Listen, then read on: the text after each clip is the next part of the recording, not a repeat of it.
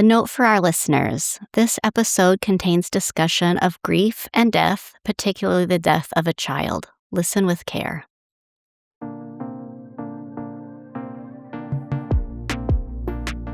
Welcome to the Inspiring Women of Iowa podcast, a special series amplifying the stories of the Inspiring Women of Iowa finalists. Inspiring Women of Iowa is an annual event hosted by Girl Scouts of Greater Iowa with the goal of celebrating women of courage, confidence, and character who are making the world a better place. And why does that sound familiar? Well, because it also happens to be the mission of the Girl Scouts, where they believe society is better because strong women show girls that anything is possible. This event was created by Girl Scouts of Greater Iowa in 2017 to celebrate women in our community and share their stories, while raising support for the Girl Scout programs that build the next generation of inspiring women. 16 individuals are celebrated annually with the Courage, Confidence, Character, and Inspiring Advocate for Women awards. I'm your host, Teresa Peterson, Caramel Delight enthusiast, and I'm honored to have the chance to speak with these amazing, inspiring women and to share their stories with you. Joining me today is Kylie Collins. Kylie is a registered nurse working in neonatal intensive care. She is also the founder of Walk With You, a nonprofit providing bereavement support to families experiencing the loss of a child. She has been nominated for the Courage Award. Welcome, Kylie. Hi, it's great to be here. Thanks for having me. Absolutely, it's our pleasure. Tell us about you, your work, and Walk With You. Yes, so as you said, I am a registered nurse, and I've been a nurse for over 10 years now. And out of my career in the NICU, in neonatal intensive care, I really just saw a big need in those families that have lost a child, in those immediate moments leading up to, during, and following the loss of a child specifically. There is a lot that exists for grief support in larger communities with support groups, bereavement counseling, amazing events that exist to honor the lives of children in our communities. But there wasn't anything that existed to really help guide families through those immediate moments leading up to, during, and following the loss of a child. And so, through a variety of circumstances, my family relocated farther away from the Children's Hospital where I was working. And I came to a crossroads of what am I going to do for my career, and really felt that just that nudge and that pull towards end of life. And I really wanted that to stay with children and not just general end of life hospice for all ages. And so that kind of led me to create Walk With You. And my experience professionally as a nurse and meeting all of those families that I cared for really was the inspiration behind launching Walk With You, and informs all of the services and support that we provide. What an absolutely beautiful thing to show up for people in those moments. For those of us who haven't experienced the loss of a child, what are some of the words you would use to describe? You know, it touched me when you said before, during, and after. When we think about, growing our hearts, being more empathetic with those around us, what's important for us to know? I mean, I can only imagine what it would feel like. You've been alongside with folks. How does that look and feel before, during, and after? What should we know about that? Oh, that's such a great question. And the answer is always going to differ person to person, right? Like, we're all so diverse as human beings, and that's a good thing, which means our grief journeys are also diverse. And, we're honoring and celebrating the life of somebody that it was also diverse. And so their legacy is diverse, right? So there's always layers and complexities there. But I will say, when it's a child, I'm not ever going to prescribe like better, worse, harder, easier when we're talking about different forms of loss. But the loss of a child is very unique, and it's incredibly backwards in our in our gut, right? Not everybody listening to this podcast is probably a parent, but everybody knows a parent and everybody Mm-hmm. knows kids. Mm-hmm. And it's just ingrained in us that older adults die and that Yes. you always outlive those younger than you. Like Yes. it's just the natural order and cycle of life that we are maybe exposed to or taught or Yeah. that's reinforced. And that is the more common, version, I Mm-hmm. guess. Mm-hmm. But the loss of a child does happen and it does affect people. Yeah. We just might not always rub shoulders with someone that's personally affected, but it is incredibly backwards. Therefore, it's disorienting. Yes. It's chaotic. It's even for those families that are anticipating the loss of their child for a variety of reasons, Sure. they are still hoping beyond hope that that outcome is Yes. not coming. Yes. That they're still always clinging to that hope and always fighting and advocating for their child, even when they know the outcome Mm. most likely that's coming, Yes. because young children can't necessarily hope for themselves or advocate or Yeah. fight for themselves. So those Yes. families, even if they know it's coming, it still catches them off guard because in order to hope for the best outcome, they might put off some of those decisions Sure. that we sit down and make for our grandparents who are Yes. maybe have Parkinson's or Alzheimer's or Yes. like a long chronic cancer journey that we know what's Yes. coming. We all sit Yeah. down and plan together. All of those moments can come so Yes. planned and prepared, and it's so backwards when it's a child. There's something I think that's such a beautiful way of framing it, and, like, it reminds me of and like you're saying, grief is very personal, right? And, my dad Mhm. died following a very long cancer journey, and there was a sense of relief, right? And there Yeah. was also a sense that brought me comfort of, like, this is the order of things. Like, it's his Mm. like, he was going, and then it'll be my day, like and someone had said to me once after they lost a child, "When you lose an older person, a parent, you mourn the past, and when you lose a child, you mourn the future." And that was Mm, mhm. just the heaviness of that, like, the love Yeah. that I wanna just wrap people up in when they're feeling that. And there's also something and maybe you can talk about this a little bit or how this looks through your eyes. I know only a few people who have lost a child, and it feels like, from the outside, people don't know. I think grief is always hard, but they don't know what to say. They don't know what to do. There's more of a tendency to want to, for the people caring, to pretend like it didn't happen or not bring it up, which I imagine is its own pain. What have you seen for those of us surrounding that person? And again, I know it's so personal, but shed Yeah. some light on that for us as just people who could show up more courageously for others in I'm their time of need. so, so glad you brought that up. Um, you nailed it on the head that Mm. it's it's terrifying to think of stepping into somebody's grief, Yes. um, because you everything in us wants to make it better. And I Yes. think the first thing that we have to do when we're supporting someone that's grieving, whether it's the loss of a child, I'll speak to that specifically in a second, but just in general, the death of anybody that they Mm. love and are close to, um, what the first thing we need to do is admit to ourselves that we want to make it better and come to terms with we can't make it better. Mm. Because the only thing that will make it better, the only thing they want is their loved one back. Yes. And we can't do that. And so every attempt that we have, like, okay, well, if I offer this sort of help, or if I say this sort of phrase, it will make it better, or I'll make it better for them. And we just can't.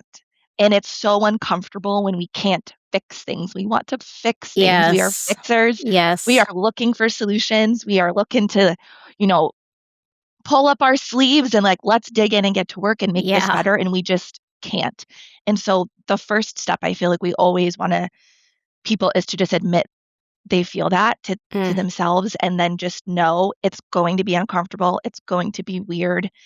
And there's not going to be a great way to wrap up the conversation or wrap up the time that you're hanging out with them. There is no bow that you can put on Mm. this. Yes. And so when it's the loss of a child specifically, this actually one of the services we offer that's really unique to our organization is we meet with the members of the support system, and we Mm, call that support system equipping sessions.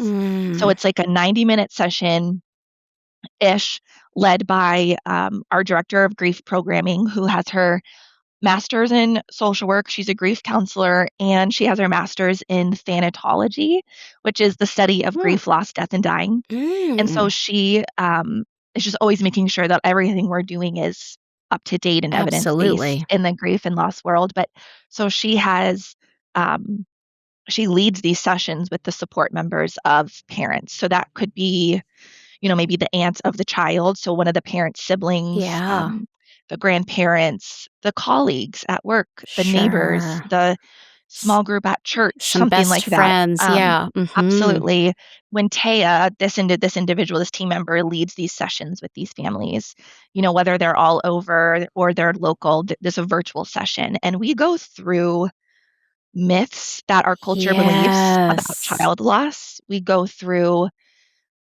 We present some phrases and statements that, maybe we might be tempted to say, or Mm, things we're tempted to do, but then we break down why those actually aren't helpful to say and do, and how they can be interpreted, or how they come across, or something like that. And then we develop a very specific care plan for each family that we support. So the age of the child, the makeup of the family, other children in the home, the religious beliefs, cultural practices, language barriers, physical barriers, socioeconomic status, the type of loss, all of yeah. these different things Yes. inform, the hierarchy of needs that this family is going to Mm, have.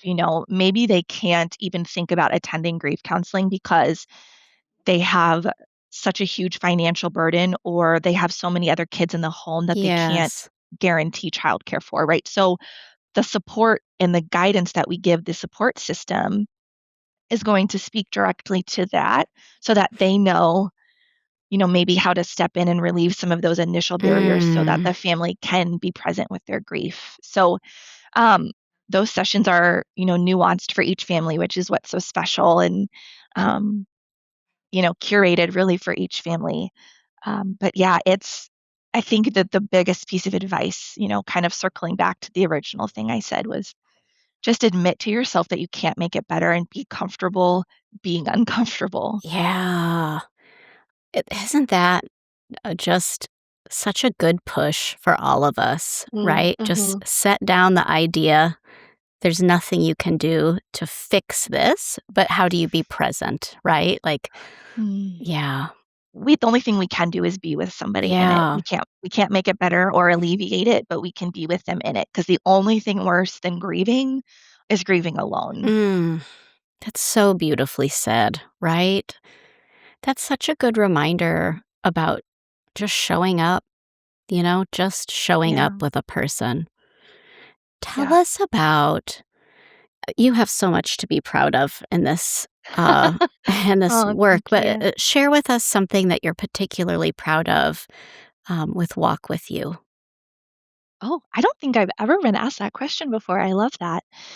I am most proud of the fact that we are, approaching 4 years of this being an official registered nonprofit. And I am a nurse. And so I think I'm so proud of the fact that, my background is in math and science and medical Mhm. information. And um, I have learned the nonprofit business, fundraising, donor relations, marketing model. I think Yeah. um, the very first time that I told my husband, I think I'm going to start a nonprofit, he, incredibly supportive person, was like, "You don't know anything about business. Kylie, how are you going to do that?" And so um, it has just been quite a journey of, taking leadership courses and really surrounding myself with those that are really knowledgeable in these areas, Mm, in order to glean and wisdom and learn from them, and mhm. also, recognize that as the leader or the person that's running the organization. That doesn't mean that I do it all. It's that I am equipping myself with and surrounding myself with the people that fill those gaps of things that I'm not good at. We all have to do things at our jobs that might not be our natural giftings or our Yeah. strengths or even things we all like. We don't like everything we do, right? But the percentage of what our job is in order Yeah. to prevent burnout has to be pretty significantly in the portion of things I'm good at, things I love to do. So Yes. there's always going to be that percentage that's, hard and unnatural. And so there will always be some of that for me, like working through our budget or trying to figure out how best to make that ask when working with donors is always going to be something that takes more energy from me. Yeah. But I'm just really proud that I've learned that and that Papa is Yeah. in a space to do this. I think being a nurse and just operating professionally in the grief and loss space for so long, that work, I'm so proud of that work and it comes, much more naturally to me. Mm. Um, and so I'm just really proud that this other side of me has really grown in these past few years too. Yeah. That's amazing. You're right. Like to stretch in a way that feels different, that feels like a more of a push-pull. I think that takes a Mm. lot of courage. How do you stay Oh, thank you. inspired? Oh, it is not hard to stay inspired in this line of work. The stories I get to hear are the inspiring pieces. I think people are scared of entering into the depths of grief and loss and lament Mhm. because they're afraid of burnout when it's actually stepping into those spaces and letting yourself be broken open Mm. and letting that grief. I mean, I'm always grieving, right? I'm hearing these stories and I'm lamenting with these families and I'm grieving that and all of that um, energy is, grief is energy in your body and it either stays Yeah. pent up Gosh, and yes. wreaks havoc on our internal systems, or we grieve as we go and we have that release and we have just the ways I've been formed by hearing the stories of some of these kids in these families. And, um, bereaved parents will often tell you that they hate being told, "You're so brave, Mm. you're so courageous. I could never do that." They hate being told those Yeah. things because they didn't sign up for this, Right. and Right. they don't want to be brave. They don't want to have Yeah. to Yes. be doing any of this. But every time that one of those bereaved parents, has a conversation with me and opens up and shares something with me, um, it is those are the nuggets that are so inspiring because they're still choosing to show up when everything in them doesn't want to. Yeah. Um, and so it's though that active choice that they make that's inspiring because I mean, yeah, this work is so profoundly significant. These moments Mm. that are unfolding in these days leading up to and following the loss of a child are how those moments unfold impacts the trajectory of the rest of this person's life. And so being able to be present in those moments and help with that early grief support to prevent some potential regret or Mm. to make them aware of things and Mhm. advocate and step in and help them think through these various things that um, are helping to eliminate complicated and complex grief symptoms down the road. Like that's the piece that's so Yeah. inspiring. So it is not hard. These families are sorry. It's this work is hard. It's not hard to stay inspired. These families Yeah. are truly, truly incredible, and these kids are truly, truly incredible. That the legacies I get to hear and Mm. partake in. Yeah. Whew. I feel like I need a deep breath after that. Like, Yeah. yeah. Kylie, Yeah. thank you for your passion in this space, this very tough space. Thank you for your time today. It's been a pleasure. We'll see you in Mm. May at the luncheon. I Yeah. will I will think of these families today as I go through my day, and I'll invite others listening to just hold some space in their hearts Yeah. for families who have lost a child today, Yeah. and to reach out to walk with you if they Yes. know someone who's help me think about this, Kylie. If they know someone who's already experienced a loss or perhaps perhaps will experience a loss, when should people reach out to you? Yeah, as soon as possible. I think again, we're very used to child loss organizations maybe offering support down the line, like showing up to a Mm, support group or an event. And so people think, okay, I'll tell them about this organization, when all of these initial things wrap up. yes. But the way that our support exists, right? Like coordinating photography sessions at the I was just hospital or thinking about, yes, yes, those and moments. Mhm. that they can't get back, right? And Exactly. walking with families through months long journeys of anticipatory loss and really Yes. guiding them through memory making and Mm, advanced care planning, all that's to come. We help navigate the chaos. And it might feel like one more person that mm. maybe they have to talk to, and you don't want to put that burden on your family or or family member or friend. But that's like specifically what we're here for. And, Yeah. um, those, 200 families in, we've really have developed a well-oiled machine to navigate each specific conversation with these families, and so Yeah. it's never too late, but it's also never too early. So, Yeah. I yeah, think that's such a good takeaway of, like, someone who can help you see some of those moments that maybe you only have one opportunity for, that mhm, you're not thinking of because you're in the heat of it, or the however a yeah, person is thinking about it. I think that's such a beautiful reminder. Thank yeah. you so much for your time and your dedication. Thank you for having me. It was lovely just getting to chat a little bit more about Walk with You, and your questions were so fun for me to ponder and consider, so thank you. Thank you. It's our pleasure. The 2026 Inspiring Women of Iowa event will be held on May 8th at the Meadows Events and Conference Center. To purchase tickets and get more information about supporting this event, please visit inspiringwomenofiowa.com. All proceeds from this fundraising event stay 100% local to benefit Girl Scouts of Greater Iowa and their mission to build up girls of courage, confidence, and character who will make this world a better place. Thank you for listening, and thank you for your support.